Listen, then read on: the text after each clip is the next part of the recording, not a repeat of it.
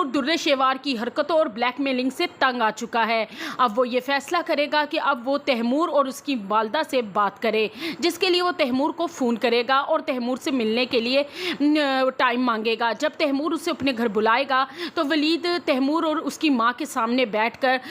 दुर्रे शेवार की सारी हकीकत बता देगा और उनसे कहेगा कि वो बहुत परेशान है। दुर्रे शेवार ने उसका जीना हराम किया हुआ है, हर वक्त कॉल्स करती है, मिलने के लिए बुलाती है और मरने मराने की धमकियाँ देती है, और उन्हें बताएगा कि दुर्रे शेवार पे ये सारी हरकतें अच्छी नहीं लगती, शरीफ घर की लड़कियाँ इस तरह नहीं करती, आप लोग बहुत शरीफ हैं। और एक बार पहले भी मैं आप लोगों के पास आया था आप लोगों से रिक्वेस्ट करने, आज मैं फिर एक बार दुर्रे शेवार के लिए आप लोगों से रिक्वेस्ट करने आया हूँ कि प्लीज़ उसे समझाएं। फिर वलीद तैमूर को कहेगा कि देखो तुम्हारे बहन तुम्हारे बहुत करीब है और वो तुमसे हर बात शेयर करती है और तुम्हारी बात मानती है, भाई होने के नाते उसे अच्छा बुरा समझाओ, क्योंकि अब जो दुर्रे शेवार चाहती है ऐसा कुछ नहीं हो सकता, क्योंकि दुर्रे शेवार की मेरी ज़िंदगी में कोई जगह नहीं है। मेरे और दुर्रे शेवार के रास्ते अब जुदा हैं, कभी एक नहीं हो सकते। और अगर हम दोनों के दरमियान कोई कड़ी थी वो मेरी बेटी दुआ थी, वो भी इस दुनिया में नहीं रही। मैं आगे ही दुर्रे शेवार की बहुत सी हरकतों को,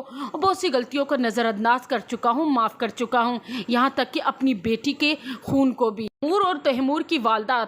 वलीद की बातें सुनकर जैसे सर ही झुका लेंगे, बहुत शर्मिंदा होंगे। और साथ ही दुर्रे शेवार की माँ तैमूर वलीद से कहेगी कि बेटा हम लोग तुमसे बहुत शर्मिंदा हैं, दुर्रे शेवार ने आज तक भी जो कुछ भी तुम्हारे साथ किया, लेकिन फिर भी तुमने मेरी बेटी को बचाया, उसकी मदद की, और अगर आप फिर भी दुर्रे शेवार तुम्हें तंग कर रही है तो ये उसकी बहुत बड़ी गलती है, उसे सुधर जाना चाहिए, मैं समझाऊंगी। उस पर वलीद कहेगा कि मैं इसीलिए आप लोगों के पास आया हूँ, आप उसके बड़े हैं और आप उसके करीब हैं, और अगर आप उसे समझाएंगे तो शायद वो आप लोगों की बात मान जाए। और फिर वलीद झिझकता हुआ तैमूर और उसकी वालदा से कहेगा कि ये बात मुझे करनी तो नहीं चाहिए, लेकिन मैं आपसे करना चाहता हूँ कि अगर दुर्रे शेवार को अपनी तन्हाई से कोई मसला है, वो अकेले रहने में कोई उसे डिस्टर्बन है, तो आप प्लीज़ उसका कोई अच्छा सा रिश्ता देखें और उसकी शादी कर दें, ताकि वो अपनी नई ज़िंदगी में मसरूफ़ हो जाए, कि जहन में ये उल्टी सीधी सोच ना आए। और फिर वलीद वहाँ से चला जाएगा,